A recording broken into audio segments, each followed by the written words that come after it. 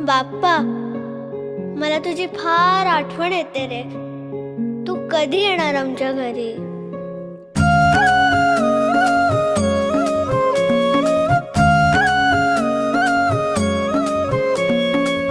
देवा तुझ्याच साठी उघडून दार, वाट पाहून झाली फार.